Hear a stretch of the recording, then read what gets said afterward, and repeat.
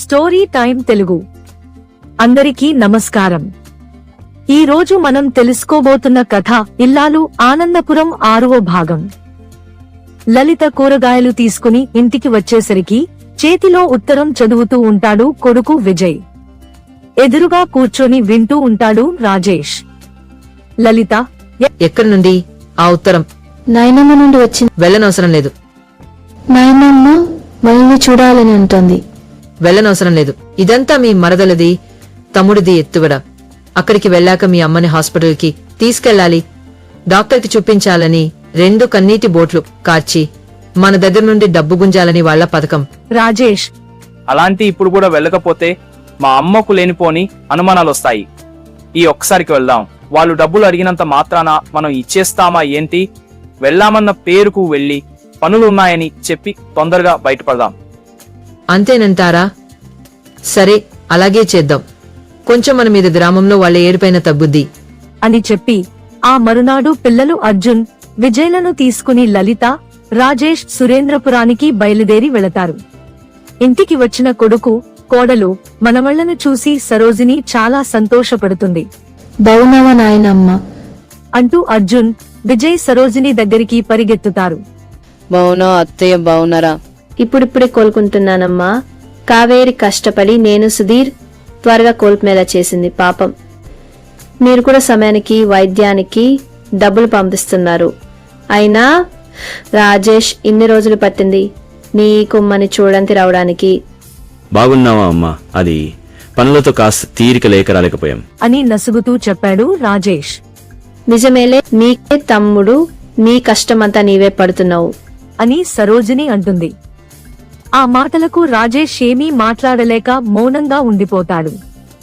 కాసేపు కూర్చొని భోజనం చేసి ఇంటి దగ్గర చాలా పనులు ఉన్నాయి అని అబద్ధం చెప్పి అక్కడి నుండి బయలుదేరి ఊరికి వచ్చేస్తారు రాజేష్, లలిత, పిల్లలు. రోజులు గడుస్తూ ఉంటాయి. సుధీర్ నెమ్మదిగా తన పనులు తాను చేసుకోగలుగుతాడు. సరోజిని కూడా పూర్తిగా కోలుకుంటుంది. కావేరి పిల్లలిద్దరినీ దగ్గరలోని గవర్నమెంట్ స్కూల్లో జాయిన్ చేస్తుంది. ప్రతిరోజు తన టాక్సీలోనే పిల్లల్ని స్కూల్కి తీసుకెళ్తుంది. ఒకరోజు ఎప్పట్లాగే టాక్సీ తీసుకుని డ్యూటీకి వెళ్తుంది కావేరి. దారిలో ఒక పెద్దాయన కారు ఆపుతాడు. ఆయన పేరు శివనారాయణ వర్మ. ఎక్కడికి సార్ అని అడుగుతుంది కావేరి. నేను అర్జెంటుగా సిటీ మెయిన్ రోడ్ లో ఉన్న సూపర్ మార్కెట్ కి వెళ్ళాలి. నా కారు ట్రబుల్ ఇచ్చింది. ఓకే సార్, రండి కూర్చోండి అని కావేరి చెప్పి శివనారాయణ వర్మను కారెక్కించుకుంటుంది. కాస్త తొందరగా పోని, నాకు ముఖ్యమైన పని ఉంది అని టెన్షన్ తో చెప్పాడు శివనారాయణ వర్మ. కావేరి అతను చెప్పిన అడ్రస్ కి తీసుకెళ్తుంది. కారు దిగి డబ్బులు ఇచ్చి శివనారాయణ వర్మ సూపర్ మార్కెట్ లోపలికి కంగారుగా వెళ్లిపోతాడు. అది చూసిన కావేరి, ఈ పెద్దాయనకి ఏమైంది, ఎందుకు ఇంత కంగారు పడుతున్నారు అనుకుంటూ కారు వెనక సీట్లోకి చూస్తుంది. అక్కడ ఒక బ్యాగ్ కనిపిస్తుంది. అయ్యో, ఈ బ్యాగ్ పెద్దగా ఉందే, కంగారులో కారులోనే మర్చిపోయినట్లున్నారు అని అనుకుని కారును పక్కకి పార్క్ చేసి బ్యాగ్ తీసుకుని సూపర్ మార్కెట్ లోపలికి వెళ్తుంది. లోపల శివనారాయణ వర్మ 2 వ్యక్తులకు సూపర్ మార్కెట్ ని చూపిస్తూ ఏదో మాట్లాడుతూ ఉంటాడు. వచ్చిన వాళ్లు, చూడండి శివనారాయణ వర్మ గారు, మీరు చెప్పిన రేటుకి మేము ఈ సూపర్ మార్కెట్ ని కొనలేము. పెద్దగా నడవటం లేదని తెలిసినా మీరు ఇంత రేటు అడుగుతున్నారు. మేము చెప్పిన రేటుకి అమ్మితే అగ్రిమెంట్ చేసుకుందాం అని అంటారు. అంత తక్కువ రేటుకి అడిగితే ఎలా? కనీసం నా పెట్టుబడైనా రావాలి కదా అని శివనారాయణ వర్మ అంటాడు. చూడండి, ఇప్పటికే లాస్ లో ఉందని అమ్మకానికి పెట్టారు. ఇంకా ఆలస్యం చేస్తే ఈ మాత్రం రేటు కూడా రాకపోవచ్చు. ఆలోచించుకుని కబురు పెట్టండి అని చెప్పి ఆ 2 వెళ్లిపోతారు. ఇదంతా దూరం నుండి వింటున్న కావేరి బ్యాగ్ ఇచ్చేసి అసలు విషయం తెలుసుకోవాలని శివనారాయణ వర్మ దగ్గరికి వెళ్తుంది. ఏంటమ్మా ఇలా వచ్చావు? నేను డబ్బులు తక్కువ ఇచ్చానా అని అడుగుతాడు శివనారాయణ వర్మ. లేదు సార్, కంగారులో మీ బ్యాగ్ ని కారులోనే మర్చిపోయారు, అది ఇవ్వడానికి వచ్చాను. కానీ మీరు ముఖ్యమైన వాళ్లతో మాట్లాడుతుండడం చూసి వాళ్ళు వెళ్ళాక ఇద్దామని ఆదాను అంటుంది కావేరి. అయ్యో నిజమేనమ్మా, కంగారులో ఆ విషయమే మర్చిపోయాను. చాలా థ్యాంక్స్. ఈ రోజుల్లో నీలాంటి నిజాయితీ పరులు ఉండడం అరుదు. ఈ బ్యాగ్ ఇంత డబ్బుతో నీకు దొరికింది కదా, తీసుకెళ్దామని అనిపించలేదా? అని అడుగుతాడు శివనారాయణ వర్మ. లేదు సార్, మనకు దొరికినందుకు ఎంత సంతోషపడతామో పోగొట్టుకున్న వాళ్ళు తమ కష్టార్జితం పోయినందుకు అంతకంటే ఎక్కువ బాధపడతారు. ఒకరి కష్టాన్ని దోచుకొని బ్రతికే బ్రతుకెందుకు? ఈ డబ్బు మీ ఎంప్లాయీస్కి జీతాల కోసమని తెచ్చాను అంటుంది కావేరి. శివనారాయణ వర్మ ఆమె నిజాయితీకి మెచ్చి ఇదిగో ఈ డబ్బు ఉంచమ్మా అని కొంత డబ్బు ఇవ్వబోతాడు. వద్దు సార్, కష్టపడకుండా వచ్చే ఒక్క రూపాయి కూడా తీసుకోవడం నాకు ఇష్టం లేదు. కాని మీకు అభ్యంతరం లేకపోతే ఒక విషయం అడగొచ్చా? మీరు కారు ఎక్కినప్పటి నుండి చాలా టెన్షన్లో ఉన్నారు. ఏమైంది అని అడుగుతుంది కావేరి. మీకు చెప్పడంలో తప్పు లేదు. నా పేరు శివనారాయణ వర్మ. చదువు పూర్తయ్యాక కొన్ని రోజులు ఉద్యోగం చేశాను.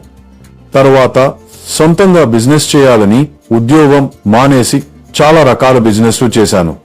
కలిసి రాక ఆఖరికి నా డబ్బులన్నీ పెట్టుబడిగా పెట్టి ఈ సూపర్ మార్కెట్ స్టార్ట్ చేశాను.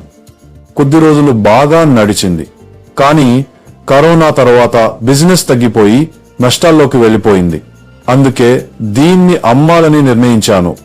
కానీ కొంతమంది వచ్చిన వాళ్ళు తక్కువ రేటు అడుగుతున్నారు అని వివరిస్తాడు శివనారాయణ వర్మ.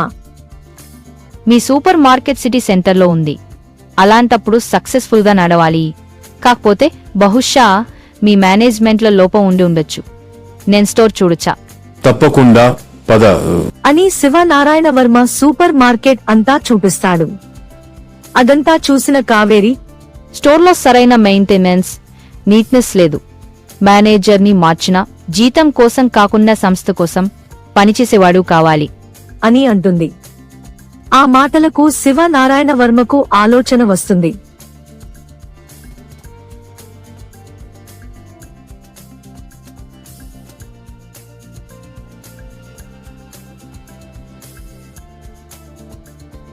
మీ పేరేటమ్మా? కావేరి సార్. కావేరి, మీకు ఇష్టమైతే స్టోర్ మేనేజర్ గా జాయిన్ అవ్వచ్చు. మీ వల్ల స్టోర్ డెవలప్ అయితే ఎంప్లాయీస్ ఉపాధి కోల్పోకుండా ఉంటారు. నేను సూపర్ మార్కెట్ అమ్మకుండా ఉంటాను. ఒకవేళ డెవలప్ కాకపోతే అప్పుడు జాబ్ మానేద్దు. ఏమంటావు? కావేరి ఆలోచనలో పడుతుంది. మీ నమ్మకానికి సంతోషంగా ఉంది సార్. నాకు ఇది మంచి అవకాశం. నేను ఇంటర్ వరకు చదువుకున్నాను. ఆర్థిక పరిస్థితుల వల్ల టాక్సీ డ్రైవింగ్ చేస్తున్నాను. కానీ ఒక రోజు సమయం కావాలి. నా వారితో అత్తగారితో మాట్లాడి నేను చెప్తాను. తొందరగా చెప్పు. ఇదిగో నా ఫోన్ నంబర్ అని శివనారాయణ వర్మ చెప్పాడు. ఇంటికి వెళ్లిన కావేరి జరిగిందంతా సరోజిని, సుధీర్లకు చెప్తుంది. నీ మీద నాకు నమ్మకం ఉంది. నీకు తగిన పని దొరికింది, ఒప్పుకో అని సుధీర్ అంటాడు. అవునమ్మా, నీవు మా కోసం మొదలలా కష్టపడ్డావు. ఇప్పుడు మా ఆరోగ్యం కుదిరిపడింది. మీకు నచ్చితే ఈ జాబ్లో చేరు. పిల్లల్ని నేను చూసుకుంటాను అని సరోజిని అంటుంది. మరునాడు కావేరి శివనారాయణ వర్మకు కాల్ చేసి ఆ రోజే జాబ్లో జాయిన్ అవుతుంది. స్టోర్ డెవలప్మెంట్ కోసం ఒక్కొక్కటిగా చేయడం మొదలు పెడుతుంది. స్టోర్ని నీట్గా క్లీన్ చేయిస్తుంది. ఎంప్లాయీస్ కి గైడ్ లైన్స్ ఇచ్చి స్ట్రిక్ట్ గా పని చేయిస్తుంది. ఎక్స్పైర్ డేట్ వస్తువులను తీసేసి కొత్త స్టాక్ ని ఆర్గనైజ్ చేస్తుంది. రైతుల దగ్గర నుండి ఫ్రెష్ ఆర్గానిక్ కూరగాయలు, పండ్లు తెప్పిస్తుంది. ఎంప్లాయీస్ కి మీటింగ్లు కండక్ట్ చేసి కస్టమర్లతో ఎలా బిహేవ్ చేయాలో నేర్పిస్తుంది. చిన్న చిన్న ఆఫర్లు పెట్టిస్తుంది. ఇలా సూపర్ మార్కెట్ కి కొత్త కళ తెస్తుంది కావేరి. నెమ్మదిగా కస్టమర్ల సంఖ్య పెరుగుతుంది. ఫలానా స్టోర్లో క్వాలిటీ బాగుంది, ప్రైస్ తక్కువ ఉంది అని నోట పేరు పడటంతో తక్కువ సమయంలోనే సూపర్ మార్కెట్ బాగా డెవలప్ అవుతుంది. అమ్మా కావేరి, నా నమ్మకాన్ని నిలబెట్టావు. నష్టాల బాటలో ఉన్న ఈ సూపర్ మార్కెట్ నీ తెలివితో లాభాల బాటలో పెట్టావు. నీ వల్ల నా ఎంప్లాయీస్ ఉపాధి కోల్పోలేదు. నీకు స్టోర్కి సంబంధించి ఏ నిర్ణయం తీసుకునే స్వెచ్ చేస్తున్నాను. నీ జీతం కూడా పెంచుతున్నాను అని చెప్పాడు. కావేరి చాలా సంతోషిస్తుంది. నాదేంది సార్, మీరు నా నిజాయితీ మీద నమ్మకంతో ఈ అవకాశం ఇవ్వడం నా అదృష్టం. ఇక ఆ తర్వాత ఏం జరిగిందో వచ్చే భాగంలో చూద్దాం. ఇలాంటి ఆసక్తికర కథల కోసం మా ఛానల్ను సబ్స్క్రైబ్ చేయండి. లైక్, షేర్, కామెంట్ చేయడం మర్చిపోవద్దు. Thank you for watching.